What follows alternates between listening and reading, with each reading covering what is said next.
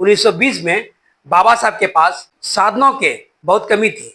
उनके पास इतने पैसे नहीं थे वे हर दिन भरपेट खाना खा सके या अच्छे कपड़ा पहन सके। बाबा साहब हर सुबह लाइब्रेरी खुलने से पहले उसके दरवाजे पर खड़े हो जाते थे।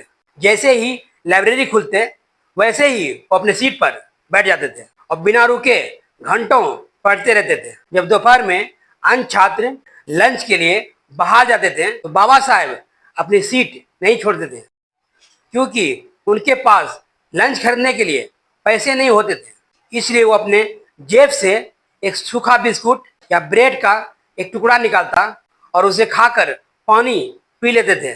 लाइब्रेरी का वो चपरासी रोज एक ही नज़ारा देखता कि ये नौजवान अपने सीट से हिलता तक नहीं।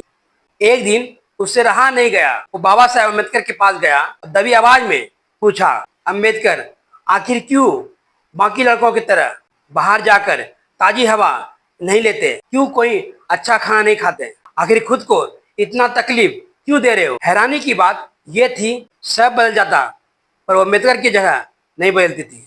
चपरासी जब गौर से देखा एक सख्त भूखा प्यासा सब कुछ भुला चुका है तो उसने टोकते हुए पूछा, क्या आपको थकान नहीं होती? बाकी छात्र बाहर मौज मस्ती कर रहे हैं और आप यहाँ, आखिर क्या चीज है जो आपको रुकने नहीं देती? बाबा साहब बोलते हैं, अगर मैं बाहर जाकर खाना खाने में समय और पैसे खर्च करूंगा तो मुझे भारत में अपने लोगों के हक की लड़ाई लड़ने के लिए चाहिए। मेरी भूख से ज्यादा मेरे समाज की उन्नति है। उन्होंने 8 साल का कोर्स 2 साल 3 महीने में पूरा किया। ये उनकी कड़ी मेहनत का ही नतीजा था। उन्होंने खुद को कष्ट में रखा ताकि आने वाली पीढ़ियां सम्मान से जी सके।